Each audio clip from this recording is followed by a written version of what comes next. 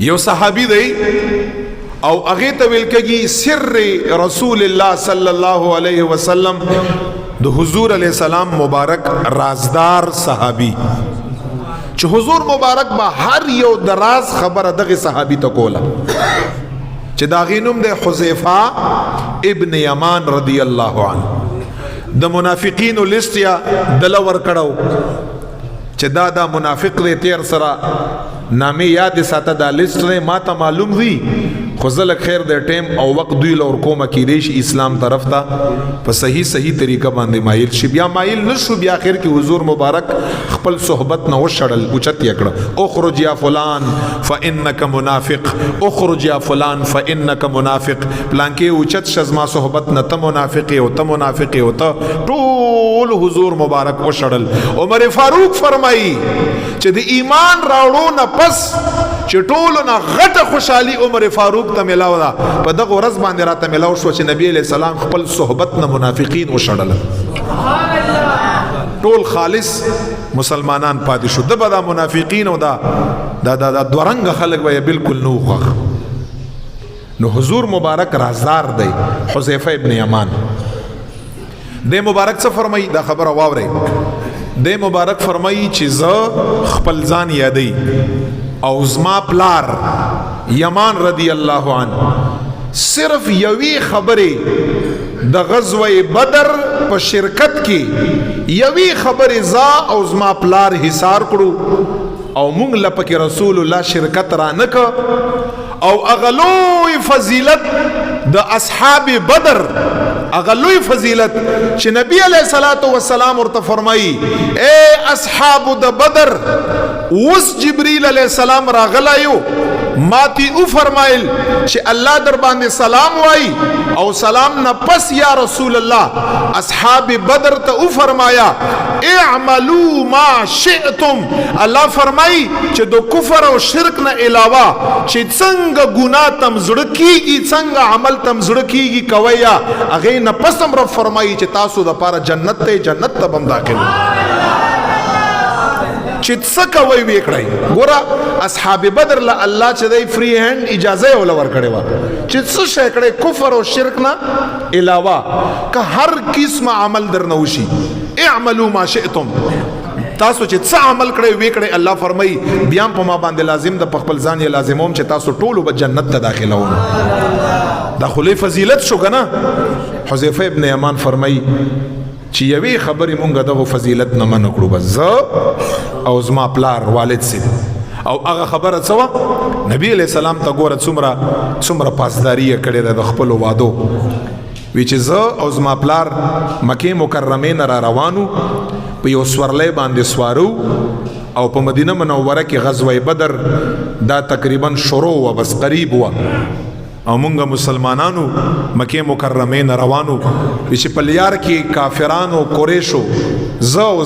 زما پلار ونیو ګیرې کړو. چرته وی چرته ځي وی چې ما ورته وی چې مونږ مدینه منوره او تل مدینه منوره له مونږ مدینه منوره لزو. چرته وی چې وعده را سره وکړی چې تاسو لاړ شئ مدینه منوره لاړ شئ، خو پیغمبر علی السلام مبارک سره په غزوه بدر کې نه شامل گئی. که په غزوه بدر کې ور سره شامل گئی بیا هم رئیسارو او واپس کوم، او که اسی مدینه منوره لزی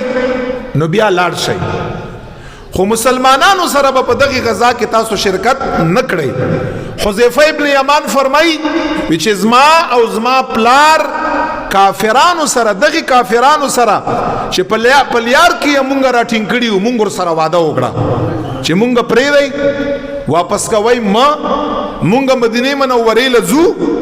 مونږ ار سره وعده ده چې مونږ به مسلمانانو سره په غزوه بدر کې شرکت نکړو. خو پریم دی چې په زړه کې مو چې خپل کار وکړي کافران دي سې کو لاړ بشو مدینه منوره لا او بیا به رسول الله صلی الله علیه وسلم سره په غزوه بدر کې شرکت وکړو. اوی ته خو به دومره اهمیت د وعده د پوره کېدو نه و. حذیفه ابن یمان فرمایي چې زما او زه او زما والد سے بیا پری خودو رالو مدینه منوره لا غزوه بدر تیار وا. پیغمبر علیہ الصلوۃ والسلام مبارک ته مدا کیسه وکړه چې یا رسول الله مبارکه صلی الله علیه وسلم داسې کافرانو و مونږ راگیر کړو دغه وعده رانه واخیسته چې تاسو به مدینه منورې لځئ